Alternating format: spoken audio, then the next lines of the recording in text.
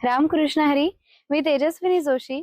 प्रहार डिजिटलच्या कीर्तन रंगमध्ये सर्वांचं स्वागत आहे. आज आपल्या बरोबर आहेत रत्नागिरीतील कीर्तनकार हरिभक्तपरायण अमृताताई नवाथे. तर त्यांचं देखील आपल्या कार्यक्रमामध्ये आपण स्वागत करूया. नमस्कार. नमस्कार. आपण आपल्या गप्पांची सुरुवात गोड करूया, म्हणजेच एका अभंगाने करूया. आ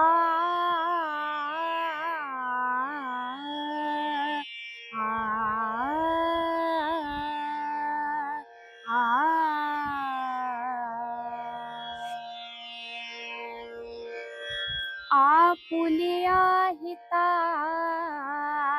जो असे जागता, आपुलिया हिता जो असे जागता, धन्य माता पिता, धन्य माता पिता, तयाची ये तयाची ये, आपुलिया हिता जो असे जागता, कुळी कन्या पुत्र होती जे सात्विक, तयाचा हरीख वाटे देवा, आपुलिया हिता जो असे जागता, तुका म्हणे माझा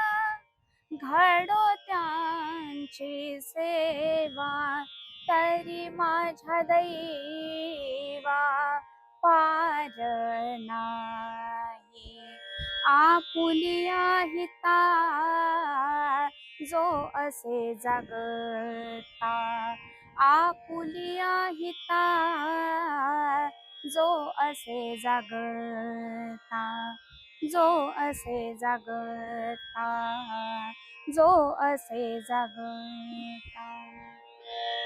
खूप सुंदर तुकाराम महाराजांचा अभंग सादर झाला. तर कशी झाली या कीर्तन प्रवासाची सुरुवात? कीर्तन प्रवासाची सुरुवात अशी ठरवून झालेली नाहीये. खरं तर गणपतीने मला या कीर्तन क्षेत्रात आणलंय. ते असं आहे की आमच्या गावाजवळ लांजा म्हणून एक तालुका आहे आणि त्या तालुक्यामध्ये एक मोठा मागीचा गणेशोत्सव असतो. त्या गणेशोत्सवामध्ये जन्माचं कीर्तन असतं. दरवर्षी त्या जन्माच्या कीर्तनाची जबाबदारी माझ्या वडिलांकडे असते आणि साधारण 15 फेब्रुवारी ही ती तारीख होती आणि त्या वर्षीचं कीर्तन जे होतं ते आमच्या वडिलांनी ठरवलं होतं. परंतु काही कारणामुळे त्यावेळेला कोरोना होता, सगळीकडे जागतिक महामारी होती. त्याच्यामुळे कीर्तनकार त्या कार्यक्रमापर्यंत पोहोचू शकले नाहीत. तसं आदल्या दिवशी त्यांनी कळवलं होतं, की आता उद्या मला काही यायला जमणार नाही, तेव्हा तुम्ही काहीतरी दुसरी व्यवस्था करा, असं त्यांनी आदल्या दिवशी सांगितलं होतं. पण आता आयत्या वेळेला कुठून कीर्तनकार आणणार आणि आमच्या वडिलांनी कीर्तन ठरवलेलं असल्यामुळे माझे वडीलच त्यावेळेला मला रात्री अगदी 10-10:30 वाजता म्हणाले, की "अगदी ती गादी पडू दे नको, नारदांची गादी आहे. तेव्हा अगदी 1.5 तास 2 तास नाही, पण 10-15 मिनिटं ती गादी चालण्यापुरतं तरी तू कीर्तन कर." आणि मी गाणं वगैरे कीर्तनातलं किंवा कीर्तनी संगीत, आख्यान कसं सांगायचं किंवा पूर्वरंग कसा मांडायचा, यातलं काही माहिती नव्हतं. परंतु शाळेत असल्यापासून मी वेगवेगळ्या वक्तृत्व स्पर्धांमध्ये भाग घेत असे. एकांकिकेमध्ये काम करत असे. त्याच्यामुळे सभाधीटपणा माझ्याकडे होता. केवळ त्या गोष्टीवरून मी तिथे उभं राहून एक 10-15 मिनिटं मला सांगितलं होतं कीर्तन करायला. पण गणपतीच्या पुढ्यात उभं राहून कधी 1.5-2 तास गेले कळलं नाही. अरे वा. 2 तास कीर्तन झालं आणि तिथपासून कीर्तनाची माझ्या सुरुवात झाली. कीर्तनाचा श्री गणेशा हा गणपतीपासूनच झाला. पण जसजसं बाहेरून कीर्तनासाठी बोलावणं यायला लागलं, तसं घरनं पाठिंबा कसा मिळाला? अर्थातच याची कीर्तनाची जी सुरुवात आहे ती गणेशापासूनच झाली. गणपतीनेच या कीर्तन क्षेत्रात आणलं. पण त्याच्यानंतर जसजसं बाहेरच्या गावामध्ये किंवा बाहेरच्या जिल्ह्यांमध्ये किंवा बाहेरच्या राज्यांमध्ये जसं जाणं व्हायला लागलं, तसं आई-वडिलांनी खूप पाठिंबा दिला आणि आई-वडिलांबरोबर माझ्या भावाने सुद्धा खूप पाठिंबा दिला. माझ्या भावाने मला वेगवेगळी धार्मिक पुस्तकं आणून दिली, भगवद्गीता आणून दिली मला स्वतःच्या खर्चातून आणि आई-वडिलांनी त्यांचे सगळे व्याप सोडून जिथे-जिथे मला गरज लागेल तिथे-तिथे माझ्या सोबतीनं ते आलेले आहेत. राज्याच्या बाहेर असेल, गोव्यापासून किंवा इथून रत्नागिरीतून बाहेर मुंबईमध्ये कीर्तनं झालेली आहेत. तर माझ्या आई-वडिलांनी त्यांचे व्याप सोडून किंबहुना माझी ती कीर्तनाची प्रगती व्हावी, तेवढा सराव व्हावा म्हणून आपल्या सगळ्या जबाबदाऱ्या थोड्या थोड्या कमी करून ते माझ्याबरोबर कायमच आलेले आहेत आणि त्यांचा कायमच या सगळ्यासाठी सपोर्ट असतो. कीर्तन क्षेत्रामध्ये जसजशा तुम्ही पुढे आलात तसतसे तुम्हाला गुरु कोण कोण लाभले? माझे कीर्तनातील प्रथम गुरु म्हणजे मी जसं मगाशी म्हटलं, की आयत्या वेळेला गादी पडते म्हणून कीर्तन करायला सांगितलं. तर त्यावेळेला रात्री माझ्या आई-वडिलांनीच मला पहिलं कीर्तन शिकवलं होतं. अर्थात त्यांचा कोणताही कीर्तनाचा अभ्यास नव्हता. पण जे आपण ऐकतो तेच आपल्या कायम मनामध्ये असतं आणि अशी अनेक कीर्तनं त्यांनी आमच्या गावच्या मंदिरात जी व्हायची ती ऐकलेली होती. त्याच्यामुळे ते पहिलं जे कीर्तन आहे ते त्या दोघांनी शिकवलं मला. म्हणून पहिले माझे गुरु माझे आई-वडीलच आहेत कीर्तनातले आणि एकूणच जीवनातले सुद्धा. याबरोबर जसजशी कीर्तनं वाढायला लागली तसं अनेकांनी सांगितलं, की तुम्ही कीर्तन शिका. योग्य पद्धतीने कीर्तन शिका. त्याच्यामध्ये वेगवेगळे अभ्यासक्रम असतात, वेगवेगळे पदवी अभ्यासक्रम असतात. ते तुम्ही शिका. तर त्या संदर्भामध्ये चिपळूणला अखिल भारतीय कीर्तन संस्था दादर यांची शाखा आहे चिपळूण येथे. तर तिथे महेश बुवा काणे यांच्या मार्गदर्शनाखाली गेली 4 ते 5 वर्षे मी कीर्तनाचं प्रशिक्षण घेतलं. आणि याचबरोबर आता ते प्रशिक्षण पूर्ण झाल्याच्या नंतर म्हणजे कीर्तनालंकार पूर्ण झाल्याच्या नंतर सध्या पनवेल येथील हबप नंदकुमार कर्वे यांच्याकडे कीर्तनाचं शिक्षण घेत आहे. खूप छान तुम्हाला मार्गदर्शक लाभले आहेत. तर मगाशीच तुम्ही तुकाराम महाराजांचा एक सुंदर अभंग गायलात. अर्थात संत हे कीर्तनकारांचे गुरु असतातच, कारण त्यांनी भरपूर काही कीर्तनकारांना दिलेलं आहे. तर मगाशी जो अभंग तुम्ही गायलात त्यामध्ये स्वहित हा मुद्दा होता, की स्वतःच्या हिताकरता काय-काय गोष्टी कराव्यात किंवा काही-काही गोष्टी करू नये. तर त्या अभंगामधल्या स्वहिताबद्दल काय सांगाल? स्वहित या शब्दाचा अर्थ अगदी सरळ साधा सोपा आहे म्हणजे स्वतःचं हित पाहणे. परंतु महाराज जसं म्हणतात, की आपुलिया हिता जो असे जागता धन्य माता पिता तयाचिया. जर तुकाराम महाराजांच्या अनुषंगाने निरूपण करायचं झालं अगदी थोडक्यात, तर ते असं म्हणतात, की जो मनुष्य किंवा जी व्यक्ती आपल्या हितासाठी जागरूक असते किंवा जागरूक आहे, त्यांना तर मी धन्यवाद देतोच, ते तर धन्य आहेत. पण अशी जी संतती ज्यांच्या कुळामध्ये जन्माला आली आहे, त्यांचे आई-वडील खूप धन्य आहेत.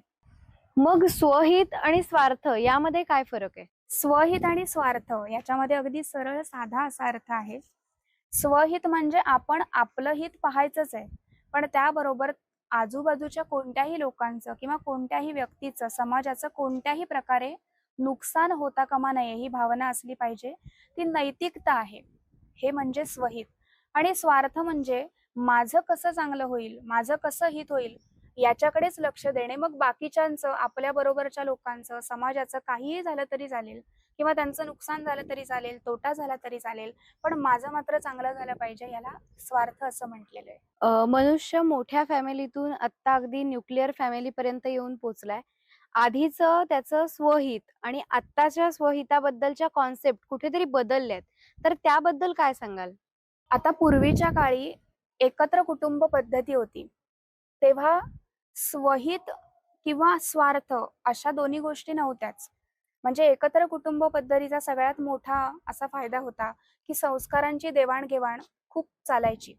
आता न्यूक्लिअर फॅमिलीबद्दल सांगायचं झालं, तर आपल्याला असं म्हणता येणार नाही, म्हणजे माझ्या मते तरी असं म्हणता येणार नाही, की न्यूक्लिअर फॅमिलीमध्ये आल्याच्या नंतर त्या कुटुंबाचा किंवा त्या 2 व्यक्तींचा, त्या जोडप्यांचा काही स्वार्थ असेल, असं मला वाटत नाही. कारण जसा काळ बदललाय तसं थोडंसं शिक्षणाच्या पद्धतींसाठी किंवा नवनवीन शिक्षण घेण्यासाठी किंबहुना रोजगाराच्या सगळ्या त्या गोष्टींसाठी कितीतरी लोक, कितीतरी जोडपी गाव सोडून शहराकडे येतात. त्याच्यामुळे त्याच्यामध्ये अहित आहे असं काही मला वाटत नाही किंवा स्वार्थ आहे असं काही नाही.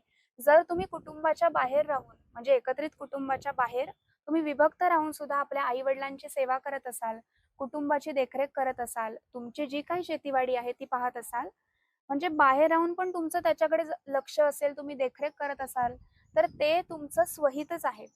पण तुम्ही तिथून बाहेर पडल्याच्या नंतर आई-वडिलांची काळजी न घेणं किंबहुना त्यांच्याकडे पूर्णपणे दुर्लक्ष करणं, हं. ज्यांनी आपल्याला वाढवलंय त्यांच्याकडे पूर्णपणे कानाडोळा करणं आणि स्वतःच्या प्रगतीकडे लक्ष देणं, अशा जर तुम्ही गोष्टी करत असाल, तर तो मात्र स्वार्थाचा भाग येतो. स्वतःचं कल्याण करण्यासाठी किंवा हित साधण्यासाठी उपासना ही गरजेचीच आहे.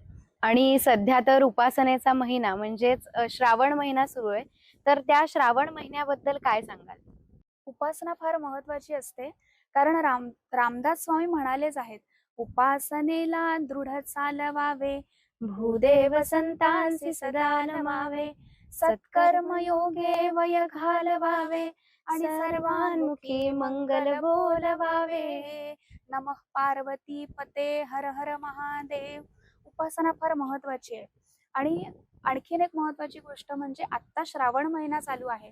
या श्रावण महिन्यामागे ते श्रावण म्हणण्याचं कारण काय आहे, तर त्याच्यामागे एक छोटीशी गोष्ट आहे. ऋषी मंडळामध्ये शौनकादी ऋषींनी सुतांना विचारलं की आम्ही माघाची म्हणजे माघ जो महिना आहे त्याचा जो महिमा आहे, महात्म्य आहे, ते आम्हाला कळलं.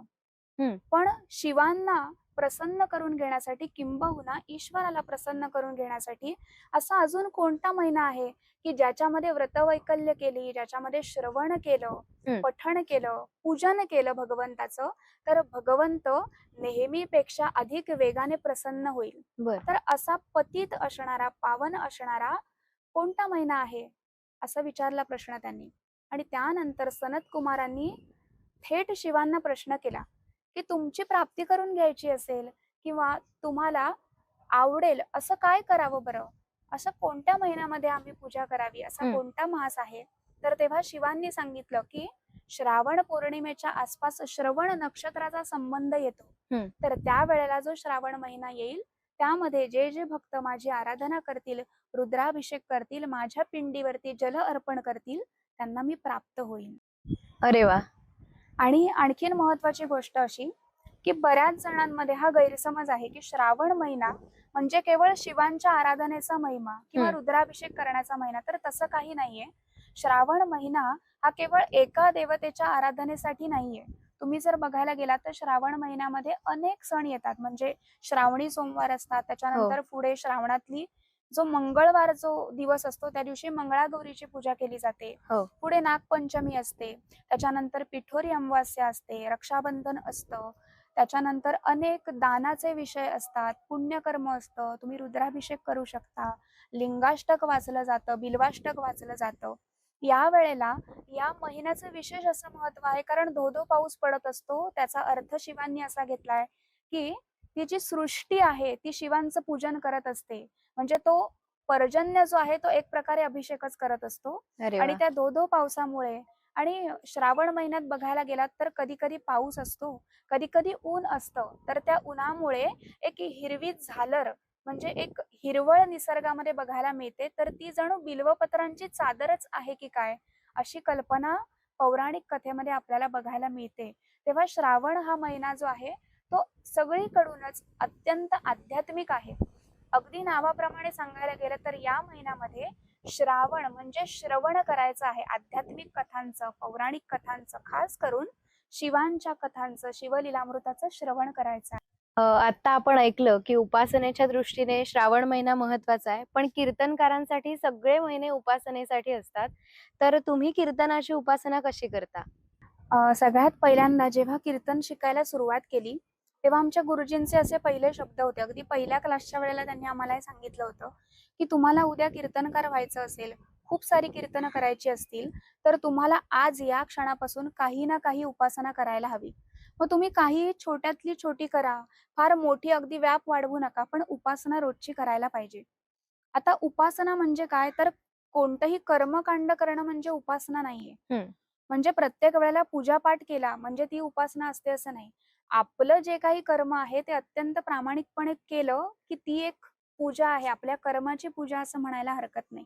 जे आपल्या वाट्याला काम दिलेलं आहे ते अत्यंत प्रामाणिकपणे आणि निस्पृह भावनेनं केलं की ती एक उपासना झाली.